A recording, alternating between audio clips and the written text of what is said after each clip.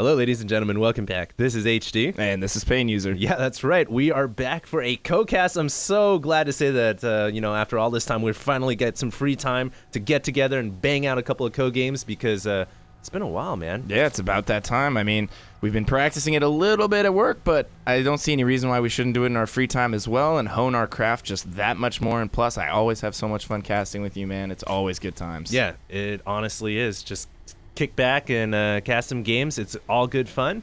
And guess what? We have a really good best of 5 series here. It is going to be between FOXMoon and between Liquid Huk, and this is from the Dreamhack 2011 finals. Yep. I mean, Huk just been an absolute monster lately. As everybody knows, he put in that extra time in Korea, went over there to start training. He's been in the Liquid OGS house over in Korea, training away, and he and Jinro had a lot of success in Korea, but Huk hasn't really won a big major yet since MLG. So looking for him, I'm pulling for him to win another major here. Dreamhack is a huge tournament. There's a lot of money on the line here, so I'm really pulling for Huk, but Moon is a very talented Korean player. Yeah, Moon has been around since the days of Brood War, and he's always been on Fox, I believe. We made Fox, an extremely talented pro gamer. And one thing about Huk is, despite the fact that he hasn't really won a major tournament, he's always been the dominant force, I would say, for Team Liquid. Whereas a lot of Team Liquid's players have kind of fallen off, so to say. They haven't been playing as well. Huk has been really the staple of TL. Well, I would agree with that in the sense that he's definitely been the staple in terms of work ethic and in terms of practice. I mean, he puts in so much time. He's a very competitive player.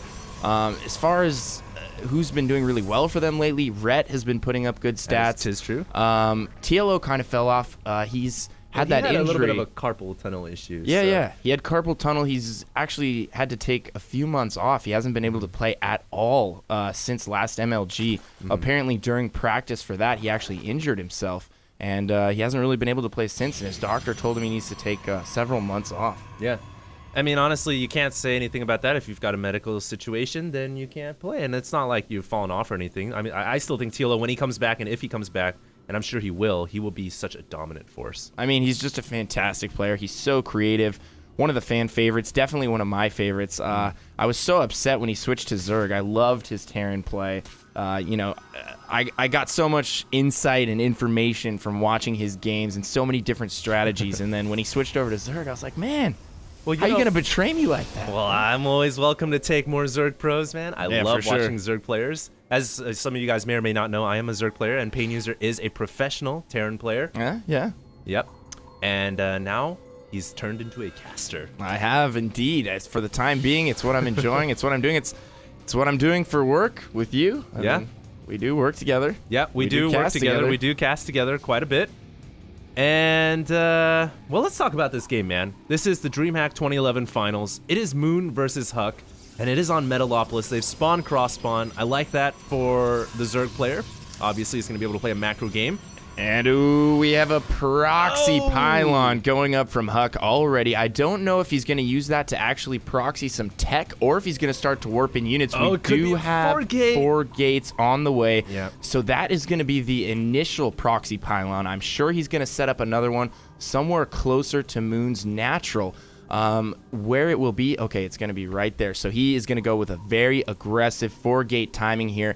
Is Moon going to be able to figure out about it? It doesn't look like he's sacrificing an Overlord. His Overlord is just hanging out outside the base. He's not sacrificing that, so he will not know about this 4-gate. He has no idea it's coming. Yeah, this is pretty nasty for a Zerg player. The thing, though, is Moon did open up with gas and pool first, so he will have the speed out, and he will have... Well, yeah, speed's already done. And he's going to have roaches as well. So he will have the forces necessary to deal with the 4-gate. But really, it's going to come down to whether or not he scouts this in time. And he is bringing his Overlord in, so he's going to see the pylon. Oh, and he's going to see the forces. So impressive. Yeah, really good intuition and insight right here. And Moon's going to immediately transition into cycling all roaches and lings. No more drones. What great game sense. He immediately drops down 2 spine crawlers. They're going to go up behind the hatchery, and these 4 sentries are going to head in and start to do some damage. Seems like a bit of a risky play by Huk just to send 4 sentries in immediately like that, but Moon has no units right now. He has nothing to stop this, and Huk is just marching straight into the natural here. Yeah, well, Moon is just trying to bide time right now for his spine crawlers to come up, and he has lings on the way. These drones, though, are getting caught out of the way by the force fields. No. Oh, and Moon! The force field's actually playing Blocked a pivotal role right there and preventing the drones from running away. I think he must have, he was trying to mineral walk maybe and click back on the minerals, but for some reason the force field's trapped all the drones there, and a bunch of drones going down. He did manage to sneak out some lings. I don't know if he's going to try and harass the pylons with those lings or try and do a counterattack, but he needs to bring them back immediately because he is about to lose his hatchery. Huck is going all out here on the natural, and I don't think Moon has enough to stop him. Yeah, surprisingly, Huck not even bothering to force field the ramp here, saving all his energy for the inevitable lings around that will come. Moon just buying time here. He will transition some of his spine crawlers so they get in range of the forces. The hatchery! But he's going to lose the hatchery, and Moon here in so much trouble. The hatchery goes down. Oh, God. Oh, this is horrible for Moon. Yeah, this could be a very quick loss in game one. Huck with a very, very dominant 4-gate here. Just great micro from him, being very patient. He still isn't committing. He's still not trying to end the game. He's just playing it very smart, just killing as much as he can. More lings going down here. He's going to take out this spine crawler, and with that, and he has a full wall pylon back at the base. Yeah. So nothing is going to get by that. There's no way Moon's going to be able to break him with just that few amount of Zerglings there. Is he going to warp in some additional units to deal with those Zerglings? I don't know what's going on. The Zergling's not going to make it. Yeah, he is going to force field those lings in and take the rest of those out. And with that, crush Moon's hopes. And GG is called. Well, game one goes to Huck. It's not exactly crushing the hopes yet. There is still a couple more games in this series, but I just want to say, man, Huck's micro is impeccable. Yeah, he has amazing micro. We were just watching the live stream of him before we started casting this game, and we were like, oh, his micro is so good. Our jaws were hitting the floor. Yeah, he was microing a Zealot and a few probes against a 7 pool, and it was just so impressive. He's really got phenomenal control, and he always had great control, but ever since he's gone to Korea and put in that training and trained with the Korean pros, I mean, his micro has just gone to a whole nother level. Yeah, that's the mecca of StarCraft 2. You go there, you get some knowledge, you come back, you become a king of StarCraft. But that's it for Game 1. We're going to have Game 2 coming up next, and we hope you guys enjoyed this broadcast. Once again, we're going to try to start doing more co-casts because, what can I say? I love casting with you, PainUser. Yeah, absolutely, man. So stay tuned, guys. We'll be right back with Game 2.